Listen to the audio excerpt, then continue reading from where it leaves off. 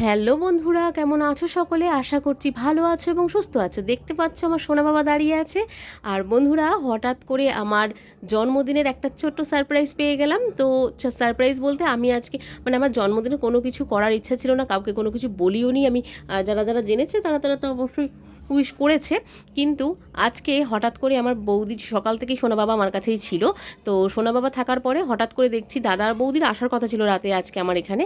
তো হঠাৎ আমি ওই কারণে চিকেন ভর্তা আর রুটি বানাচ্ছিলাম, কিন্তু সেইখানে যে ওরা হঠাৎ করে চলে আসবে ভাবতে পারিনি। তো যাই হোক বন্ধুরা, খুব খুশি হলাম ছোট্ট সারপ্রাইজটা পেয়ে। তো এই সারপ্রাইজটা পেয়ে সত্যি খুব ভালো লাগলো। ভালো লাগে, প্রত্যেক বছর বড়মশাই মোটামুটি দেওয়ার চেষ্টা করে। এই বছর ও বাড়িতেও ছিল না, সারাদিন দীঘাতে ছিল, ওর অত মাথা থেকেও এই বছর একটু বেরিয়ে গেছে।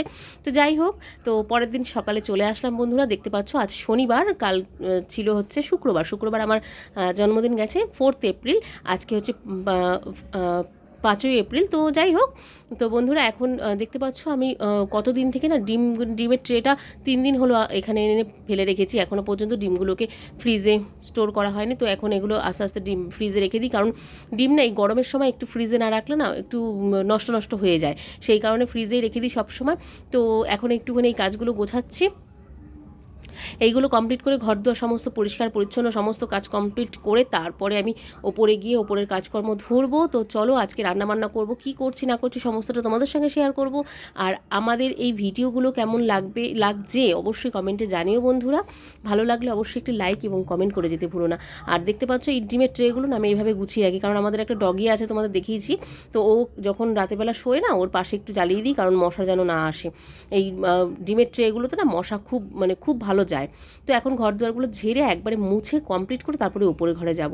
এখন এই সকাল মোটামুটি বেশি বাজে না, সকাল 9:30 কি 10টা এরকমই হবে হয়তো, আমি খেয়াল করিনি, আমি ঘড়িতে দেখিনি, কিন্তু খুব একটা বেশি বাজে না। আজ শনিবার, তো ভাবছি তোমাদের সঙ্গে ইউনিক একটা রেসিপি শেয়ার করব। তো চলো কি রান্না করব বুঝতে পারছি না। তো চলো কি রান্না করব, ওই রান্নাটাই তোমাদের সঙ্গে আজকে শেয়ার করব। হঠাৎ করেই মাথা থেকে আসলো, চলো।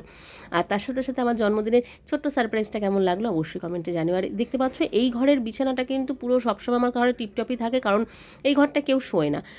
কারণ এই ঘরটাতে শুধু 2-4টে বালিশ থাকে, আর তার সাথে সাথে বিছানাটা মোটামুটি সবসময় এরকম পরিষ্কার পরিচ্ছন্ন থাকে। এই ঘরে আমার ঠাকুর রয়েছে, আর এই ঘরে রয়েছে এই ঘরে ছেলেরা শোয়, সেই কারণে একটুখানি নোংরাই উল্টোপাল্টাই হয়ে থাকে। তো বন্ধুরা চলে এসেছি রান্নার ঘরে।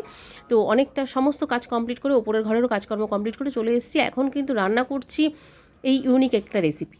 হঠাৎ করেই ব্রেন থেকে বার করলাম, রান্নার আজকে কিছু কী করব প্রত্যেকদিন নিরামিষের দিন না, রান্না কী করব ভেবে ভেবে উঠতে খুব চাপ হয়ে যায়। তাই ভাবলাম আজকে একটু রান্নার মধ্যে একটু ইউনিক কিছু রাখি। তো নিরামিষ দিনে রান্না করলেই কিন্তু নিরামিষেই পোস্ত নয় পনির এইসবই খাওয়া হয়ে থাকে। বেশিরভাগ দিনই কিন্তু পনির পোস্ত এইসবই করা হয়ে থাকে। মুগ ডাল তো থাকেই সাথে। তো মুগ ডাল সেদ্ধ হচ্ছে দেখতে পাচ্ছ বন্ধুরা, সাথে এদিকে আলু ভাজা করেছি। আর এইটা না আলু কুচিয়েছি, টমেটো কুচিয়েছি, তার সঙ্গে সর্ষে পোস্ত আর একটুখানি কাজু বাদাম ছিল 4-5টা মতন আমার ঘরে, বেশি ছিল না। ওই 4-5টা কাজু বাদামকে একসঙ্গে বেটে পেস্ট করে এর মধ্যে দিয়ে দিয়েছি। দিয়ে এটাকে একটু সামান্য একটু সর্ষের তেল দিয়েছি, কাঁচা লঙ্কা দিয়ে এটাকে সুন্দর করে পেস্টটা করেছি, করে এটাকে ভালো করে মাখিয়ে নিয়ে এইবার এটাকে লাউ পাতায় মুড়ে নিয়ে তারপরে কিন্তু এটাকে আমি তেলে আস্তে আস্তে ভাপিয়ে নেব, ভাপা বলো ভাজা বলো যেটাই হোক করে নেব। তো এইটা দিয়ে আজকে কেমন লাগে দেখি, কেমন, কারণ এটা টোটালি কিন্তু মাথা থেকে ব্রেন থেকে বার করেছি হঠাৎ করেই, জানি না কেমন হবে। তো কেমন হবে অবশ্যই পরে আমি জানাতে পারবো, যদি পরের দিনের ভিডিওতে তোমাদের বলতে পারবো কেমন হয়েছিল আজকের এই রেসিপিটা। তো যাই হোক, আমাদের ভিডিওগুলো কেমন লাগছে কমেন্টে জানাতে ভুলো না বন্ধুরা। ভালো লাগলে অবশ্যই একটা লাইক এবং কমেন্ট করে আমাদের পেজটার পাশে থেকেও, এবং আমাদের পেজটাকে ফলো করে আমাদের পেজটার পাশে থাকার অনুরোধ রইল সকল দর্শক বন্ধুদের কাছে। তো এই দেখতে পাচ্ছ আলু ভাজাও করেছি। আলু ভাজা একটু অল্পই, খুব বেশি করিনি। আলু ভাজা আবার আমার বড়মশাই খুব পছন্দ করে। এদিকে আমার ছেলেরা আলু সিদ্ধ পছন্দ করে, সেই কারণে কিন্তু আলু সিদ্ধটা দিয়েছি ছেলেদের জন্য। আর এদিকে দিয়েছি এই ছেলেদের জন্য আলু সিদ্ধ দিয়ে দিয়েছি ভাতে, আর এইদিকে আলু ভাজাটা করেছি বড়মশাইয়ের জন্য, আর এটা করছি, এদিকে ডাল হয়ে গেছে। তো চলো সকলকে টাটা এখনের মতো।